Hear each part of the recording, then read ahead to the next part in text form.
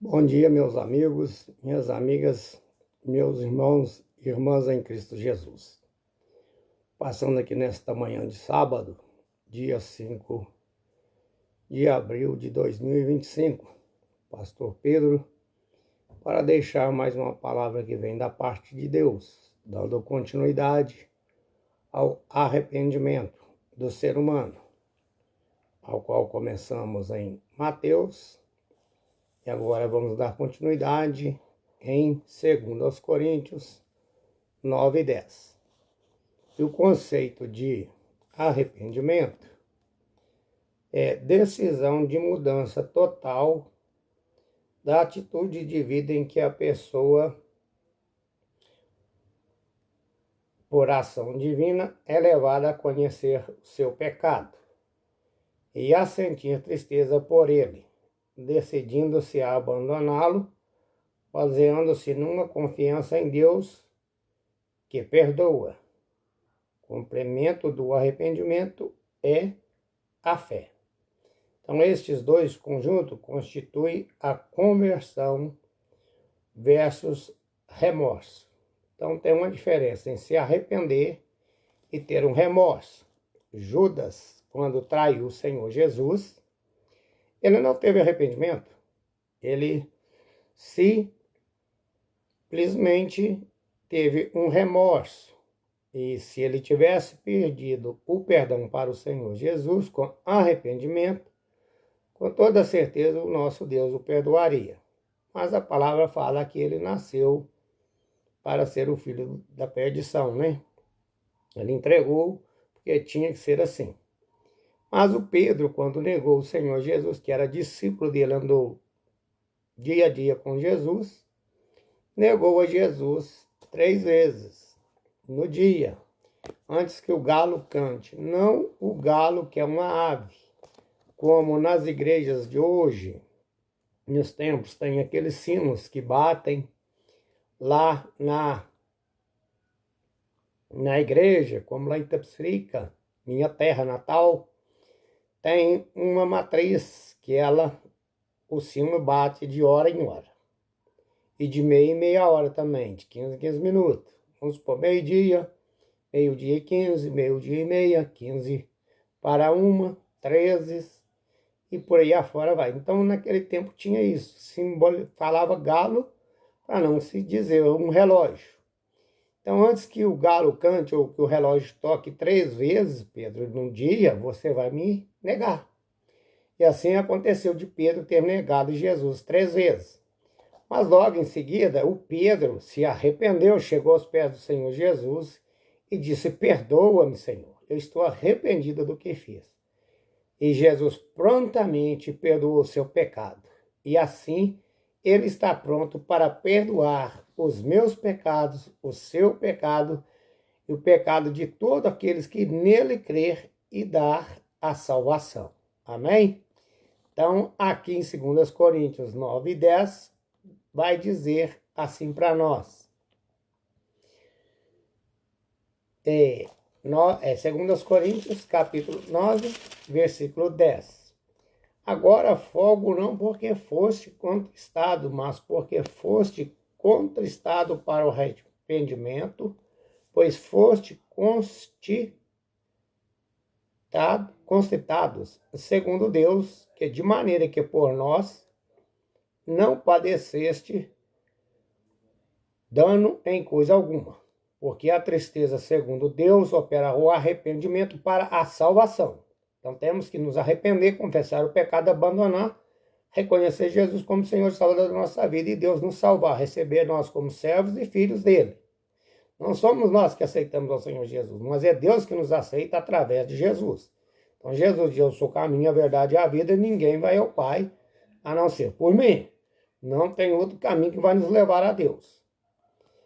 Então, porque a tristeza, segundo Deus, opera o arrependimento para a salvação, das quais ninguém se arrepende, mas a tristeza do mundo opera a morte. Romanos 6, 23. O pecado vai levar as pessoas para a morte física, espiritual, e depois a física. Se não se arrepender e reconhecer Jesus, infelizmente será lançada no lago de fogo de enxofre. Deus não quer que ninguém se perca, por isso ele enviou Jesus, e Jesus está aí para salvar a todos que nele crer. Então, no versículo 10, tristeza segundo Deus, essa tristeza do mundo. Aqui está identificando dois tipos de tristeza. A tristeza autêntica causada pelo pecado, que leva ao arrependimento. Independentemente do pecado que a gente cometer, temos que nos arrepender.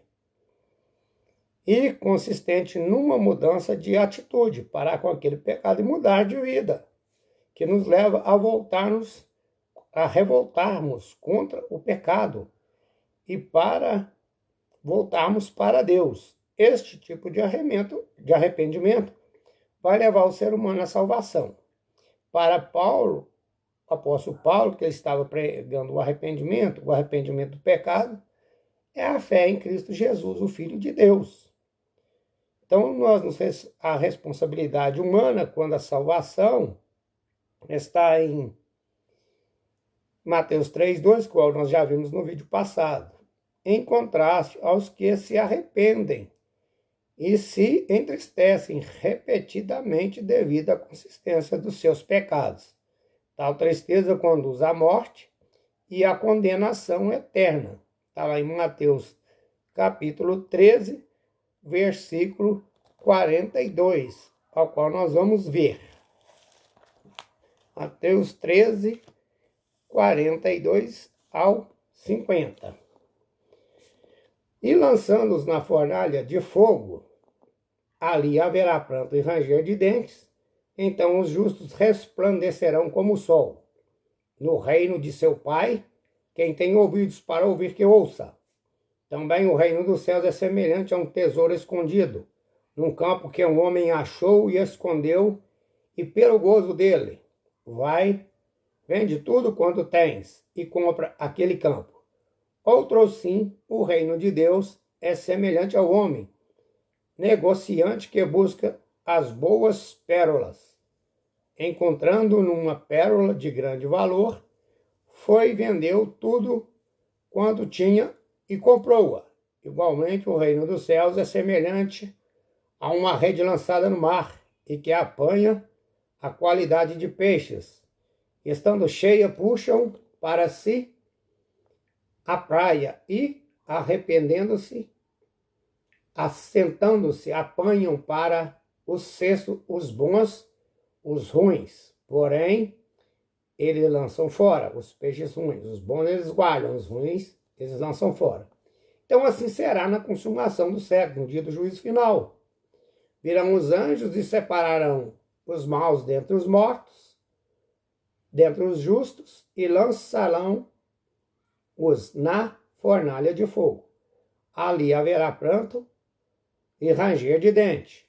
E disse-lhe Jesus: entendeste todas estas coisas? Disseram eles: sim, Senhor. Então Jesus vai dar outra explicação. Ele diz que nesse 42, ele está descrevendo o que aconteceu a todos os que cometem iniquidade. Acontece a todos que cometem iniquidade. Iniquidade é cometer aquele pecado que nós sabemos que é pecado e não quer parar. Não confessa, não arrepende, continua. Pecando, pecando, pecando deliberadamente. Aí uma hora que acordar vai ser tarde. Mas ainda dá tempo. Está em vida, dá tempo. Depois da morte, acabou, já era. Mas, desafiam a santa lei de Deus, quem está cometendo iniquidade. Rejeitam a justiça do seu reino. Serão atormentados em fogo e enxofre, e o fumo do seu tormento subirá para sempre, de modo que não tenham repouso, nem de dia e nem de noite. Está em Apocalipse 14, 19 e 11, versículo 20 e o 10. E todos os que aceitam a Bíblia como a palavra de Deus não podem rejeitar estas doutrinas. Os ímpios não serão aniquilados ou destruídos, mas eles, pois serão mandados para o castigo eterno. Então, depois nós vamos ver essas outras passagens de qual Deus está falando. Apocalipse